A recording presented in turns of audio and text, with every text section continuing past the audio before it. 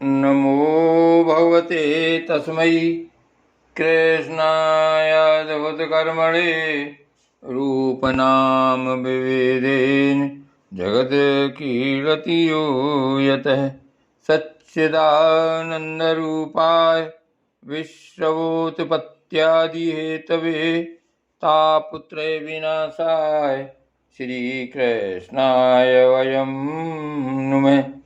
नमामि हृदये शेषे लीलाक्षीराब्धिसायिनं लक्ष्मीसहस्रलीलाभिसेव्यमानं कलानिधिम्।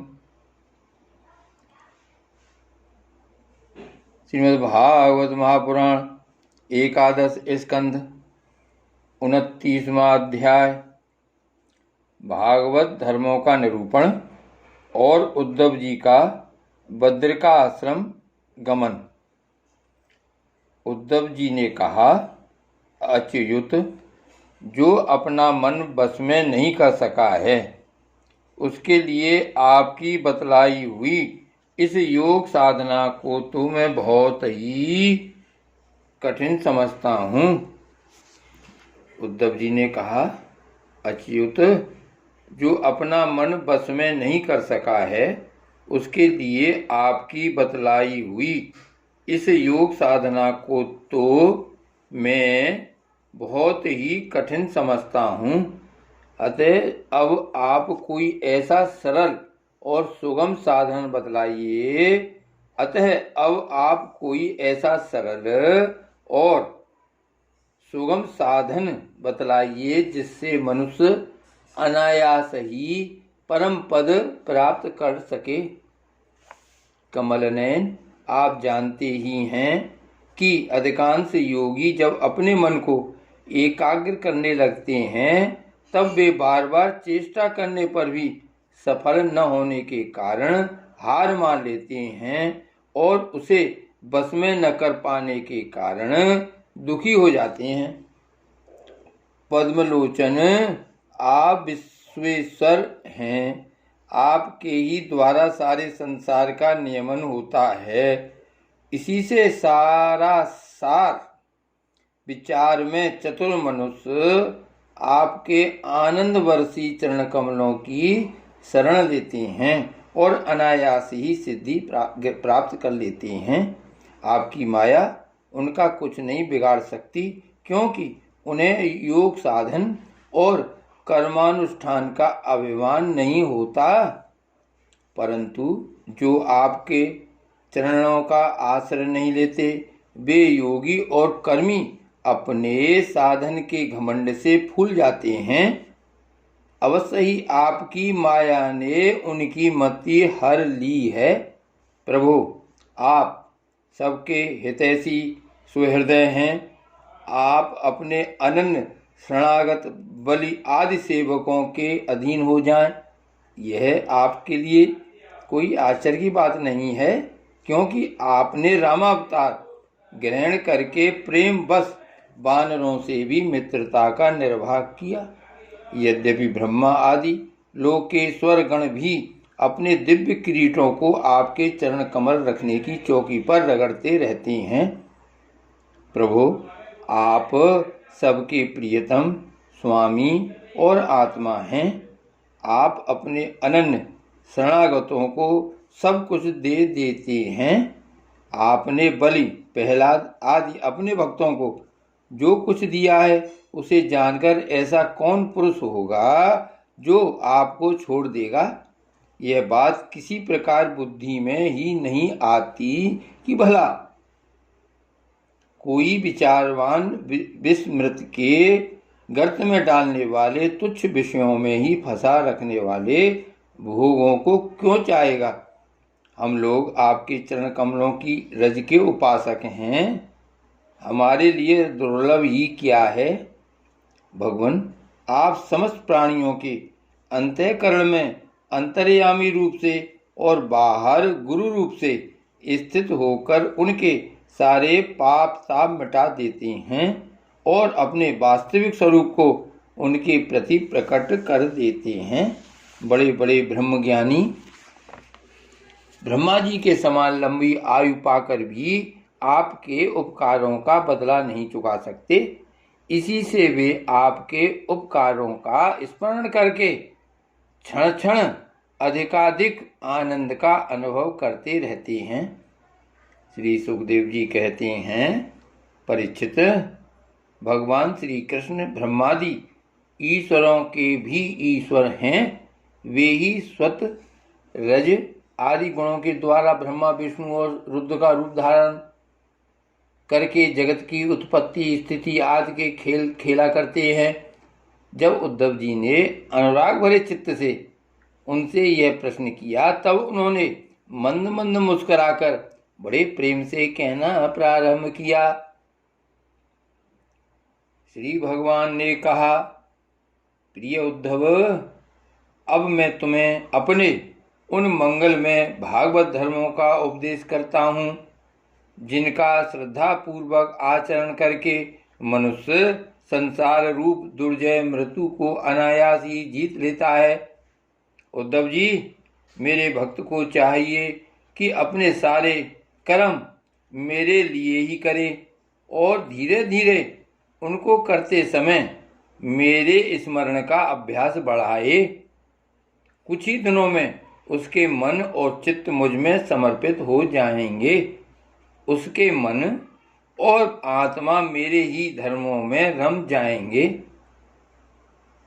मेरे भक्त साधुजन जिन पवित्र स्थानों में निवास करते हों उन्हीं में रहे और देवता, असुर अथवा मनुष्यों में जो मेरे अनन्य भक्त हों उनके आचरणों का अनुसरण करे। पर्व के अवसरों पर सबके साथ मिलकर अथवा अकेला ही नृत्य गान वाद्य आदि महाराजोचित ठाट बाट से मेरी यात्रा आदि के महोत्सव करे। शुद्धांतःकरण पुरुष आकाश के समान बाहर और भीतर पर पूर्ण एवं आवरण शून्य मुझ परमात्मा को ही समस्त प्राणियों और अपने हृदय में स्थित देखे। निर्मल बुद्धि उद्धव जी, निर्मल बुद्धि उद्धव जी, जो साधक केवल इस ज्ञान दृष्टि का आश्रय लेकर संपूर्ण प्राणियों और पदार्थों में मेरा दर्शन करता है और उन्हें मेरा ही रूप मानकर सत्कार करता है तथा ब्राह्मण और चांडाल, चोर और ब्राह्मण भक्त, सूर्य और चिनगारी तथा कृपालु और क्रूर में समान दृष्टि रखता है, उसे ही सच्चा ज्ञानी समझना चाहिए। जब निरंतर सभी नर नारियों में मेरी ही भावना की जाती है, तब थोड़े ही दिनों में साधक के चित्त से स्पर्धा यानी होड़, ईर्षा, तिरस्कार और अहंकार आदि दोष दूर हो जाते हैं। अपने ही लोग यदि हंसी करें तो करने दे, उनकी परवाह न करे। मैं अच्छा हूँ, वह बुरा है, ऐसी देह दृष्टि को और लोक लज्जा को छोड़ दे और कुत्ते, चांडाल, गौ एवं गधे को भी पृथ्वी पर गिरकर साष्टांग दंडवत प्रणाम करे। जब तक समस्त प्राणियों में मेरी भावना, भगवत भावना न होने लगे, तब तक इस प्रकार से मन, वाणी और शरीर के सभी संकल्पों और कर्मों द्वारा मेरी उपासना करता रहे। उद्धव जी, जब इस प्रकार सर्वत्र आत्मबुद्धि, ब्रह्म बुद्धि का अभ्यास किया जाता है, तब थोड़े ही दिनों में उसे ज्ञान होकर सब कुछ ब्रह्म स्वरूप दिखने लगता है।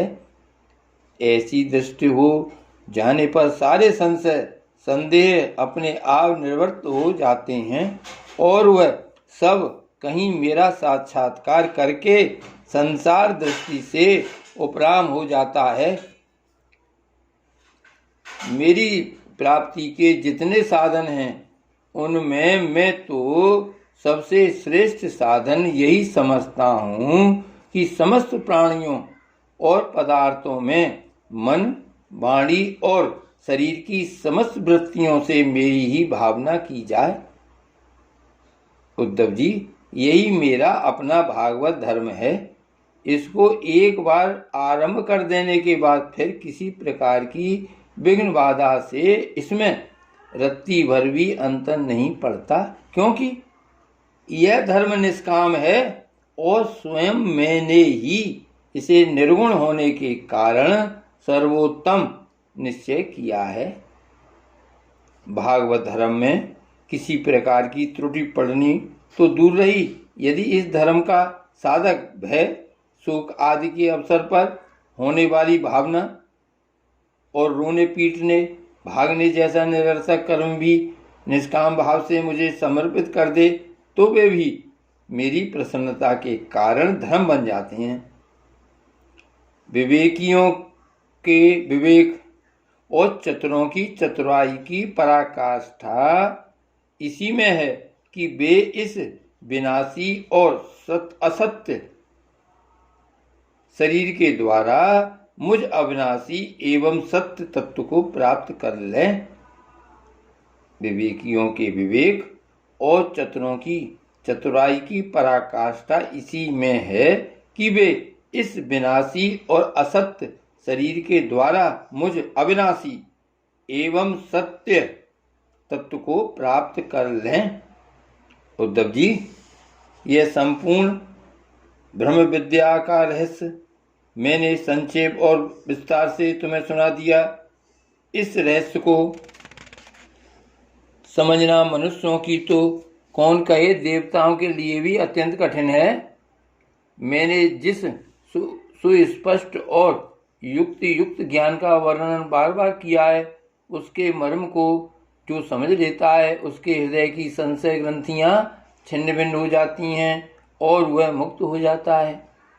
मैंने तुम्हारे प्रश्न का भली भांति खुलासा कर दिया।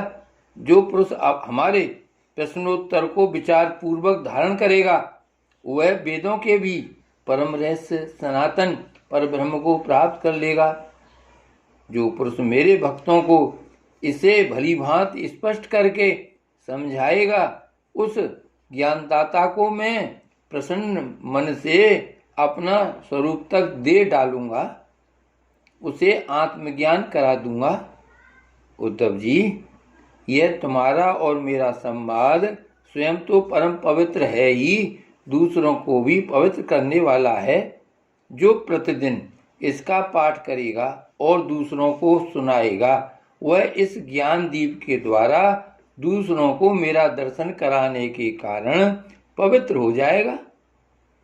जो कोई एकाग्र चित्त से इसे श्रद्धा पूर्वक नित्य सुनेगा, जो कोई एकाग्र चित्त से इसे श्रद्धा पूर्वक नित्य सुनेगा, उसे मेरी पराभक्ति प्राप्त होगी और वह कर्म बंधन से मुक्त हो जाएगा।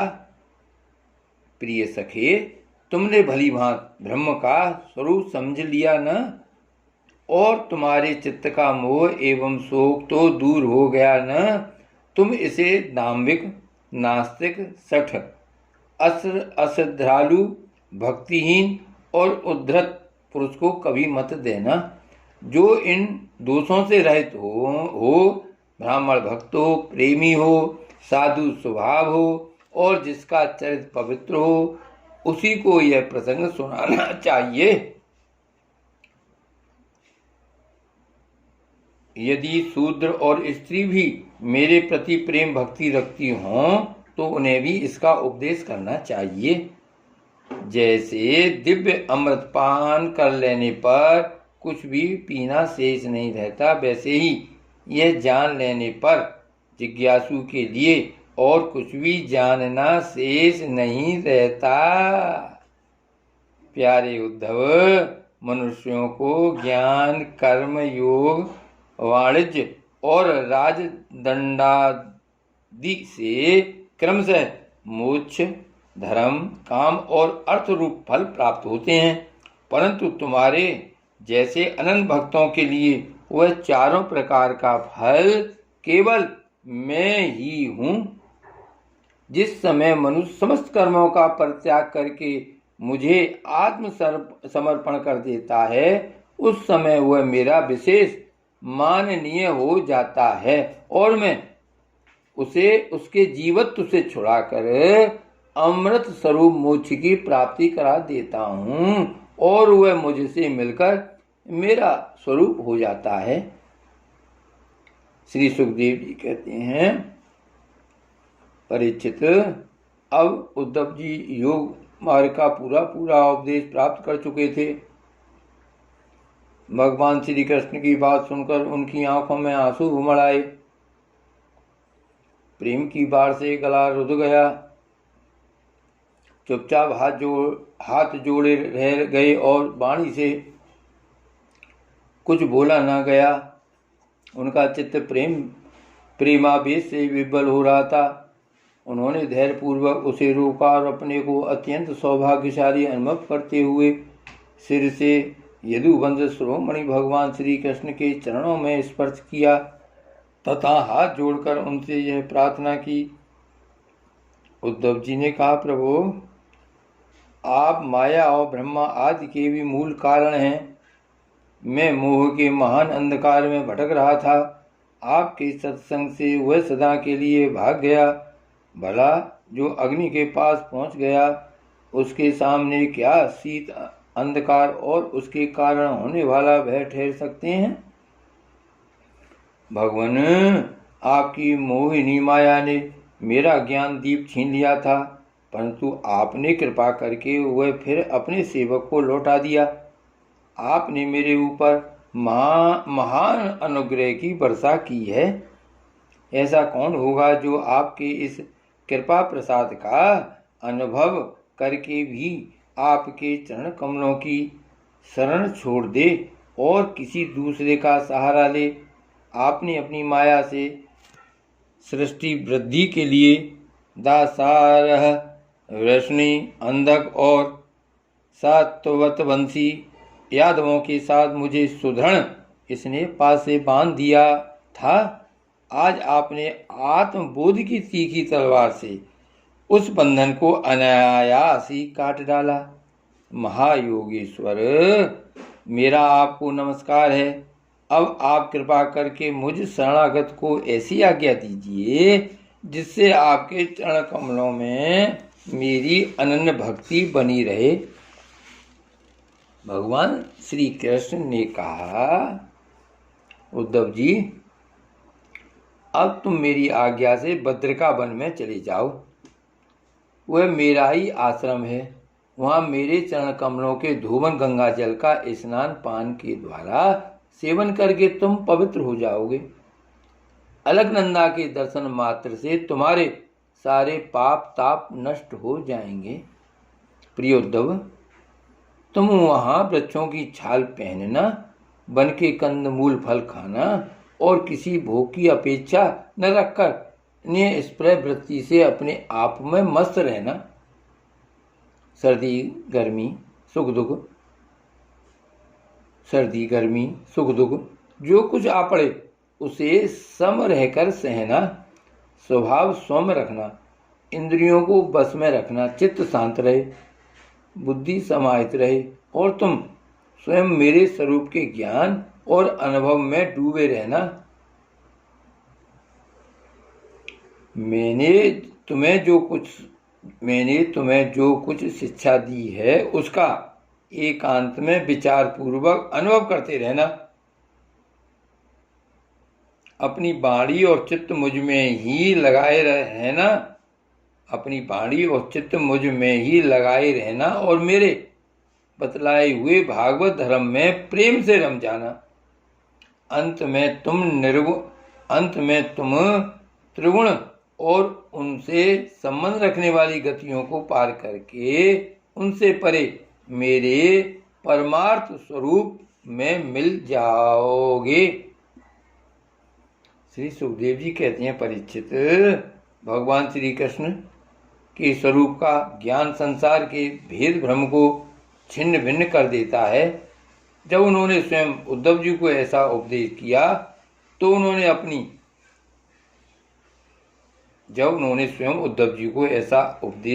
तो उन्होंने उनकी परिक्रमा की और उनके चरणों पर सिर रख दिया। इसमें संदेह नहीं कि उद्धव जी संयोग वियोग से होने वाले सुख दुख के जोड़े से परे थे, क्योंकि वे भगवान के निर्द्वंद चरणों की शरण ले चुके थे। फिर भी वहां से चलते समय उनका चित्त प्रेमावेश में भर गया। उन्होंने अपने नेत्रों की झरती हुई अश्रुधारा से भगवान के चरण कमलों को भिगो दिया। परीक्षित, भगवान के प्रति प्रेम करके उसका त्याग करना संभव नहीं है। उन्हीं के वियोग की कल्पना से उद्धव जी कातर हो गए। परीक्षित, भगवान के प्रति प्रेम करके उसका त्याग करना संभव नहीं है। उन्हीं के वियोग की कल्पना से उद्धव जी कातर हो गए, उनका त्याग करने में समर्थ न हुए, बार बार विह्वल होकर मूर्छित होने लगे।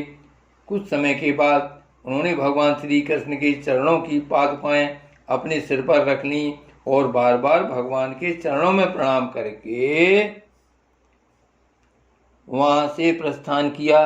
भगवान के परम प्रेमी भक्त उद्धव जी हृदय में उनकी दिव्य छवि धारण किए बद्रिका आश्रम पहुंचे और वहां उन्होंने तपो में जीवन व्यतीत करके जगत के एकमात्र हितैषी भगवान श्री कृष्ण के उपदेशानुसार उनकी स्वरूपभूत परम गति प्राप्त की। भगवान शंकर आदि योगेश्वर भी सच्चिदानंद स्वरूप भगवान श्री कृष्ण के चरणों की सेवा किया करते हैं।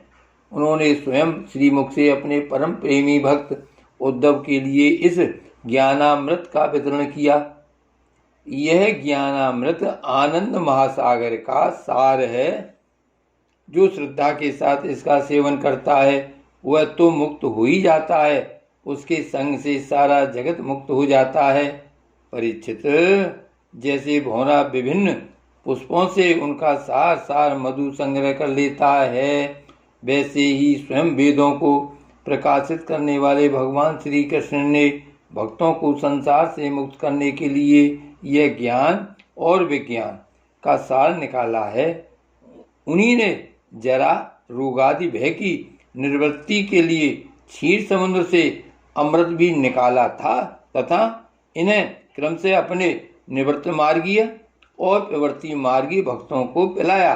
वे ही पुरुषोत्तम भगवान श्री कृष्ण सारे जगत के मूल कारण हैं। मैं उनके चरणों में नमस्कार करता हूँ। मैं उनके चरणों में नमस्कार करता हूँ। श्री भागवत भगवान की जय। श्री वल्लभाधीश की जय। श्री गोवर्धननाथ की जय। श्याम स्वरूप श्री यमुने महारानी की जय। श्री गोकुलनाथ की जय।